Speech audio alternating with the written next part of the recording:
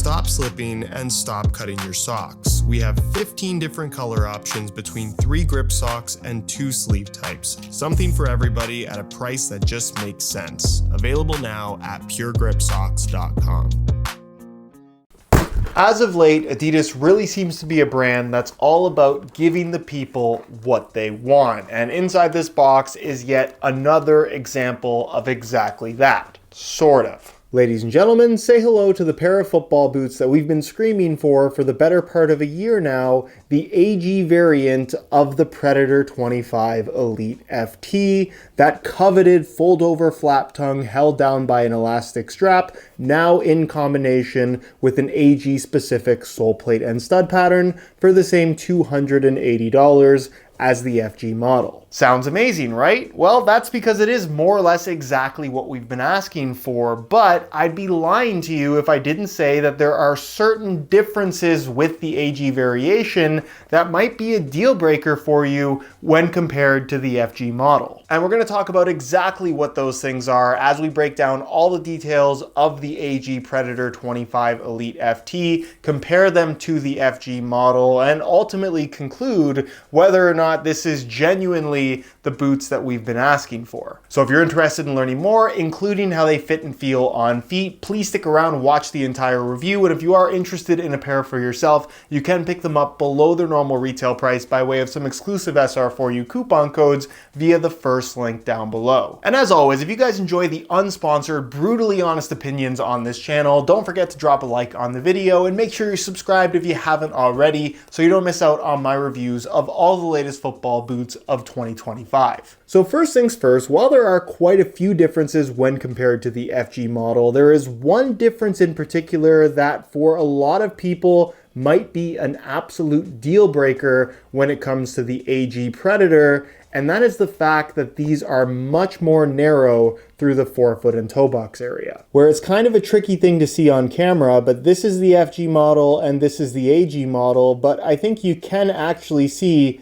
how much pointier and more tapered the toe box is on the AG versus the FG. And that's not because they've necessarily changed the shape of the boots compared to the FG Predator, but the sole plates themselves are different, where of course the FG variation features the standard Predator sole plate that gives us what we recognize as the Predator fit and feel, whereas when you can see side by side with this AG sole plate, it's just narrower, tapers more on the outside of the forefoot, and is generally just a more pointed shape, and they haven't really accounted for that in the shaping of the upper, in that they've kept the volume pretty much exactly the same, the end result being that you just have less width in the forefoot and toe box area, making for generally a tighter, more narrow shape. On feet, the difference is still going to be difficult to see. I have the AG variation here on my right foot and the FG model here on my left foot, and I want to be clear in saying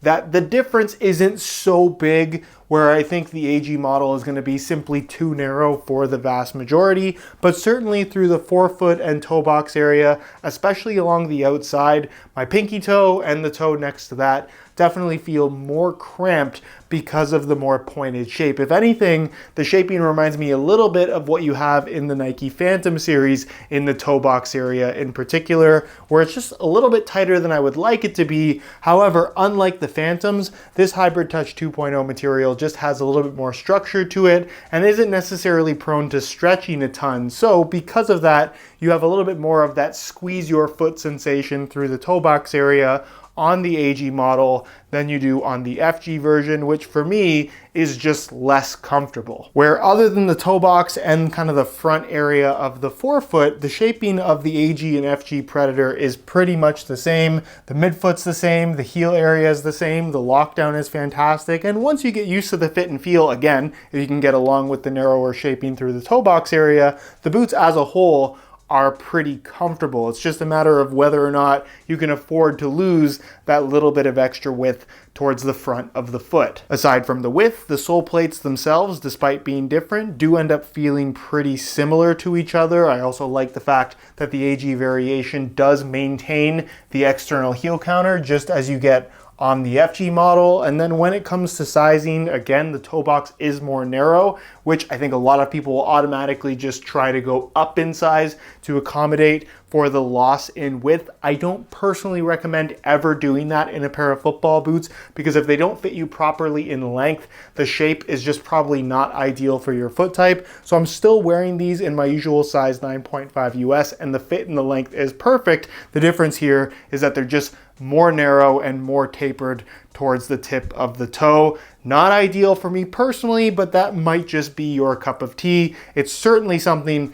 that is worth paying attention to though, especially if this is a pair of football boots that you really had your eye on, but you already have an FG pair and you really like the way that they fit. Unfortunately, the shaping and volume in the toe box area is just different on the AG model. Not by a lot, but enough to where you'll definitely notice. Regardless, if you are looking to get a pair, I would still recommend going true to size. As for the AG sole plate and stud pattern itself, this is the AG traction frame, as they call it, which you'll also find on all their other top-end AG offerings in the F50, the Copa Pure 3, and even the newly introduced Copa Icon 2. However, on the Icon 2, this is categorized as an FG AG sole plate rather than a dedicated AG one. Where, let's be real for a second, as much as I love what Adidas is up to at the moment, it is a bit of a cost-cutting measure on their part to utilize the same sole plate and stud pattern tooling across the board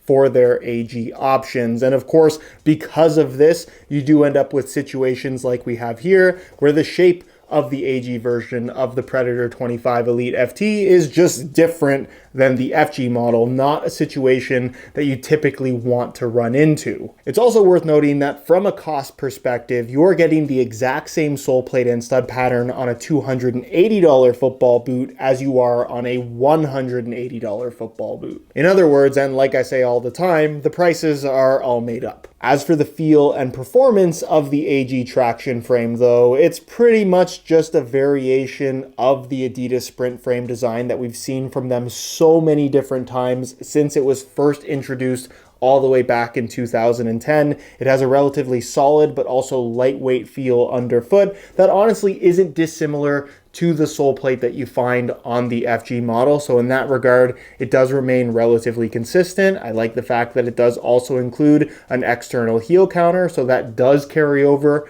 from the FG model, even though it would also technically carry over on all the different top-end Adidas boots with an AG stud pattern, given that they're all using the same one. And as far as the stud pattern itself is concerned, compared to the FG variation, you will of course get a couple extra studs, most notably 4 along the outside edge rather than 3, and then 2 support studs in the middle, making it a little bit better suited for use on artificial grass. But if we're being honest with ourselves, there's not a whole lot that separates this stud pattern from a standard FG one, hence why it is classified as FG AG on the Copa Icon 2, but for whatever reason, it is only AG specific on the Predator F50 and Copa Pure 3. Having said that, the actual stud length is maybe a smidge shorter than the FG model, which would make it better suited for use on artificial grass. And of course, you have a predominantly rounded stud shape throughout the entire bottom of your foot, which is going to allow for that freedom to twist and pivot and basically not have that cling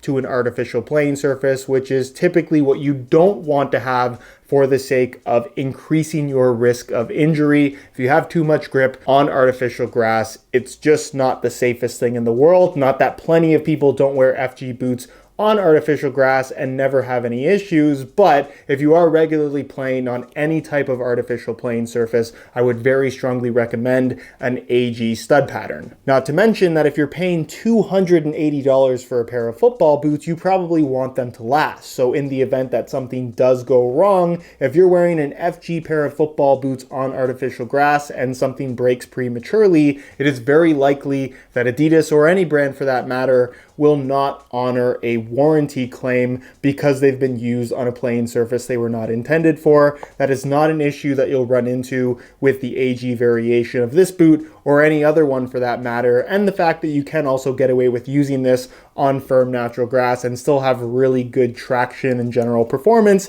is definitely an upside to this particular layout. And then as far as other little quirks go, typically on an AG stud pattern, you expect to find a little bit of a raised lip to the plastic sole plate where it connects to the upper, particularly in the toe box and forefoot. You really don't have that on this particular model, so I assume they're anticipating that this is going to hold up well enough on its own. And then of course, this being an FT variation of the Predator with that fold over tongue, you do have the elastic strap that doesn't fit in quite as nice a spot as it does on the FG model. And it is definitely worth noting that on artificial grass, especially with tons of those rubber pellets, if you've ever fallen on artificial grass, you know how much it burns and can scrape your skin. I wouldn't necessarily be too surprised if after a month or two of wear, this elastic strap could potentially wear down and break, which would be a bit disappointing because if you don't have it holding down the tongue, it would definitely be annoying to have this flopping around. Where I'm not saying that it 100% will happen, but just note that it could. And then there's the weight. With a different sole plate and stud pattern compared to the FG model, are they by chance any lighter or heavier?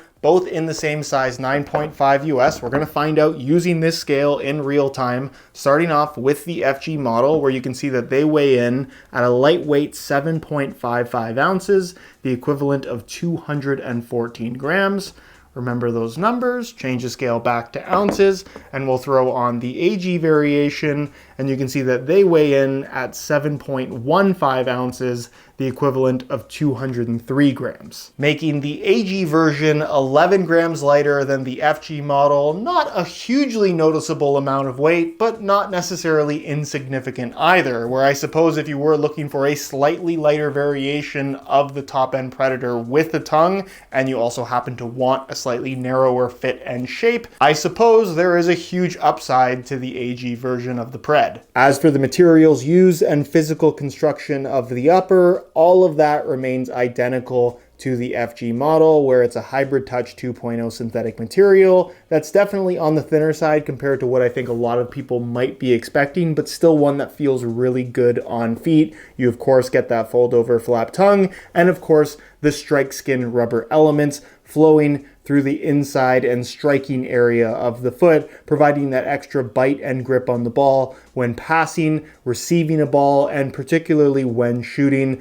allowing you to generate spin a little bit more easily, which in turn can result in maybe a little bit more accuracy. I don't necessarily think that it adds any power, but at the end of the day, it is very much a personal preference thing, where if you like having that extra grip in the striking area of the foot, I think this does that better than just about everything else on the market right now. So in conclusion, along with being better suited for use on artificial grass, the AG version of the Predator 25 Elite FT offers all the same performance characteristics. It certainly looks the part and is even a little bit lighter than the FG model. However, it's also more narrow through the forefoot and toe box area, which I think for the vast majority is not something that you wanted to hear. Where, don't get me wrong, this is very much a personal preference thing. If you prefer a tighter, lower volume, narrower shaping towards the front of the football boot, you might actually like these more than the regular FG variation. But for somebody like myself that actually wishes the regular FG model was even a smidge wider than it already is, this is for me just an experience that is less comfortable than the FG Predator, and something that I personally would like to see from every brand when offering FG, AG, and even SG models is consistency when it comes to fit and feel. The only variation should be the stud pattern on offer for the playing surface that you're going to be using the boots on. And unfortunately, in the case of the AG Predator, it's not just the stud pattern that's changed, it's also the fit. Not a deal breaker for everybody, but certainly a deal breaker for some.